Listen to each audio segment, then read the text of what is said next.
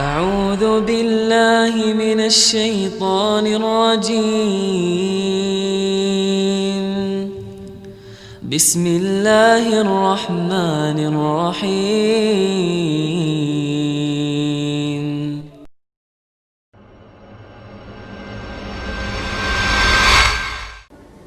Bagaimana agar kita bisa memulai hijrah, berubah jadi lebih baik dan istiqomah dalam hijrah?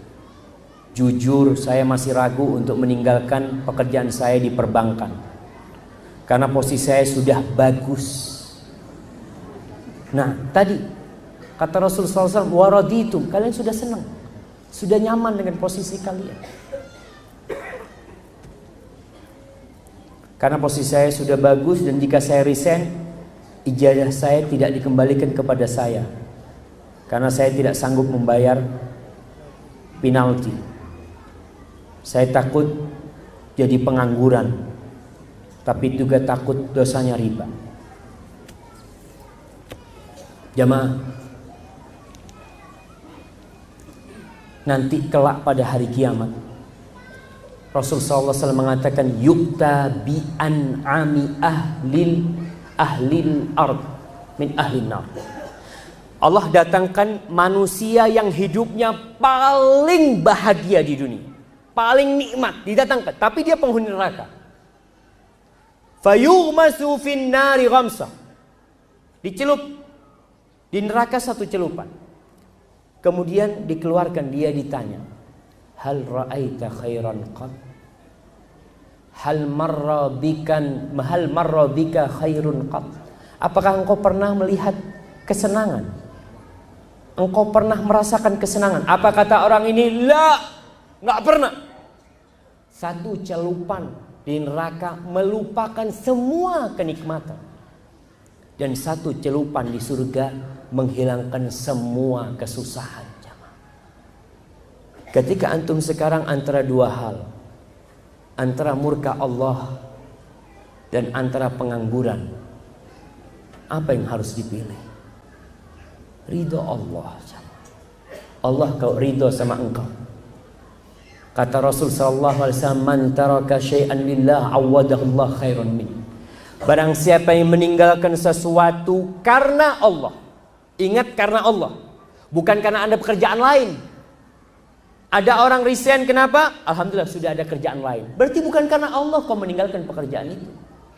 Kalau nggak ada pekerjaan itu, kau tidak akan meninggalkan. Kemana Allah? Entah ada di mana Allah buat dia. Barang siapa yang meninggalkan sesuatu karena Allah, Allah akan kasih yang lebih baik dari itu. Cuma nih yang penanya memang harus lebih mengenal Allah. Ada seorang penyair yang mengatakan, subhanallah, dia mengatakan, laitaka tahlu wal hayatu mariratun walaitaka tarda wal anamu ghidabu. Ya Allah, andai kata engkau manis sama aku dan hidup ini pahit, aku enggak peduli.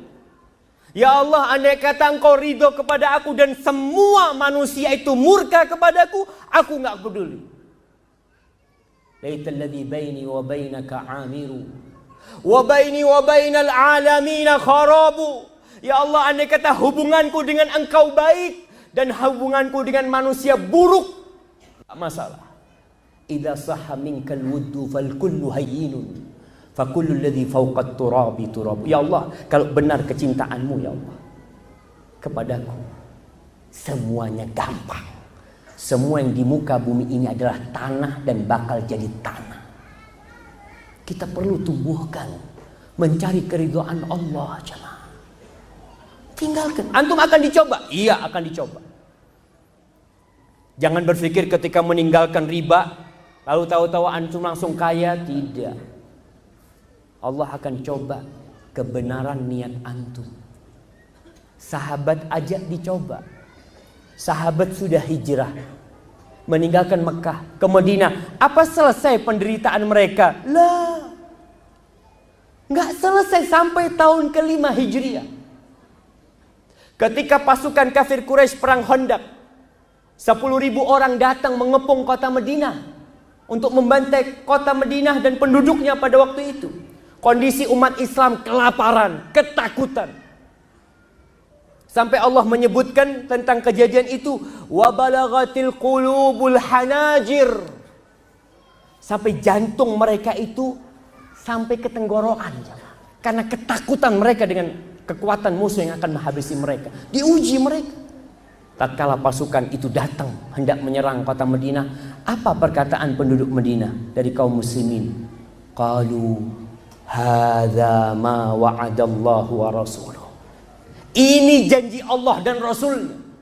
Apa janjinya? Janji yang ada di surah Al-Baqarah ayat 214. Allah mengatakan, am hasibtum an tadkhulul jannah. Apakah kalian mengira kalian akan masuk surga? Walamma ya'tikum mathalul ladzina khalau min qablikum massathumul ba'sa wad-dharra wa zulzilu hatta yaqula ar-rasulu wal ladzina amanu ma'ahu mata nasrullah ala inna nasrallahi qarib. Kalian mengira kalian bisa masuk surga dengan gampang, sedangkan kalian belum ditimpa seperti apa yang menimpa orang-orang sebelum kalian. Mereka ditimpa penderitaan, mereka ditimpa kemiskinan, mereka ditimpa penyakit, digoyahkan bumi ini untuk mereka, digempakan bumi ini untuk mereka, sampai Rasul dan orang-orang beriman mengatakan mata nasrullah, kapan pertolongan Allah itu datang.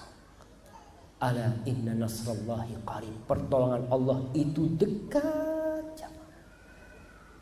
Tapi kita akan diuji. Tatkala engkau berhijrah, akan banyak orang-orang mungkin yang membencimu, akan banyak orang yang mengucilkanmu. Mungkin engkau yang dulu naik motor, kau jalan kaki. Mungkin kau dulu yang bisa makan setiap waktu, kau makan mungkin sekali sehari. Nah, tapi dunia ini seperti bangkai yang tidak ada harganya. Sabar, Allah akan turunkan nikmat. Antum lihat Abdurrahman bin Auf ketika hijrah meninggalkan Mekah, miskin jamaah, miskin, semua hartanya ditinggal, sampai tempat tinggal nggak punya, sampai modal nggak punya untuk kerja. Tapi dia punya jiwa yang besar, dia optimis, husnudzon sama Allah. Makasih, Allah kembalikan dia jadi orang kaya. Dan ingat, rizki kita tidak akan dimakan orang lain. Barakallahu fiikum.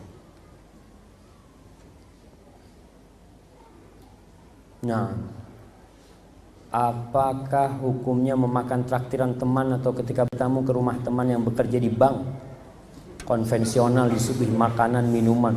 Apakah hal di atas tersebut juga memakan riba? Subhanallah, ini pertanyaan yang sangat indah jamaah. Ini mulai takut dengan riba. Dia takut, dan bagus kita takut.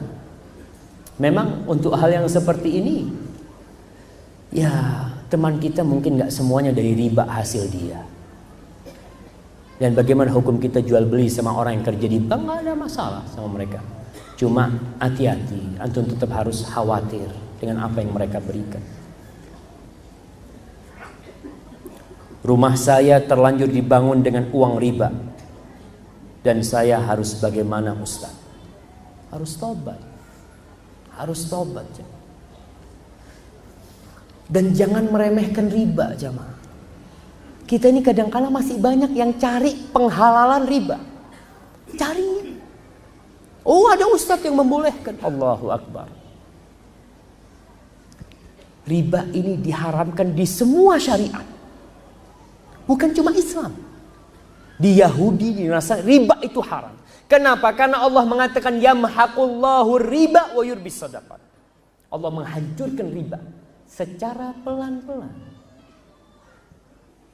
Maka gimana dengan orang yang sudah punya rumah lewat bank? Alhamdulillah, kalau nggak salah BNI Syariah, mereka punya pilot project untuk diperbolehkan untuk membuat perumahan. Membuat perumahan dan mereka menjual perumahan itu. Artinya akadnya itu dengan pemilik barang nantinya.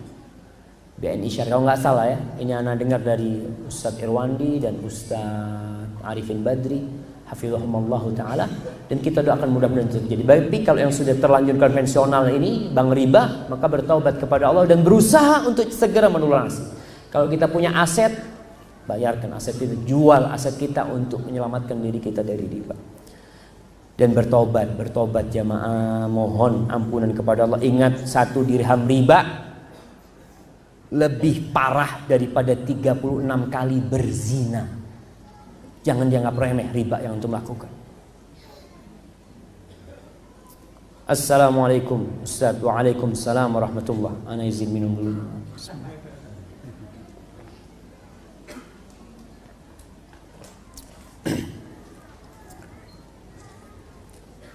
Sampai sekarang, alhamdulillah, kami masih jadi nasabah bank konvensional. Ini karena tabungan itu hanya untuk melakukan pembayaran kepada pedagang di Tanah Abang. Apakah hal ini boleh kami jalani, Ustaz? Terima kasih. Baik jemaah, berkaitan dengan transfer, kalau memang darurat, nggak ada cara lain, dan kita tahu transfer itu uang kita, nggak ada orang-orang kaya yang duitnya memang berputar. Artinya duit itu dipakai sama dia. Nggak berani bank itu pakai duit kita. Nggak dijadikan modal sama dia, karena duit kita cuma lewat doang. Ya insya Allah nggak masalah. Tapi antum kalau bisa ke bank yang syariat, walaupun belum syariat ya. Bank syariat itu sedang berusaha untuk syariat. Tapi alhamdulillah sudah ada usaha ke sana. Maka lebih baik antum tinggalkan hal itu. Tapi kalau memang terpaksa untuk transfer, selesai, mudah-mudahan nggak ada masalah. Tapi tetap mereka itu dapat keuntungan dari transfer uang kita lewat bank. Hadza wallahu a'lam bissawab. Ustaz, ana bekerja di sebuah bank konvensional. Insya Allah 1 bulan lagi resign setelah kontrak habis. Ana mau tanyakan bagaimana hukumnya menggunakan uang gaji sampai resign untuk memenuhi kebutuhan dan membeli buku-buku ilmu atau mushaf setelah datangnya hukum kepada ana, dan bagaimana hukumnya harta benda yang ana beli dengan uang tersebut dan bolehkah digunakan untuk usaha. Kalau yang dulu ketika belum mengerti, afallahu ankum amma salam, semoga Allah mengampuni yang dahulu. Tapi kalau antum udah tahu terus antum melakukan, maka jadi haram hasil yang antum dapatkan itu. Maka usahakan antum berlepas diri dari hasil itu, antum tidak makan, dan Allah akan kasih ganti yang lebih baik. Antum kasihkan sama orang-orang yang membutuhkan atau untuk kepentingan umum. Hadza wallahu a'lam bissawab. A'udzu billahi minasy syaithanir rajim. Bismillahirrahmanirrahim.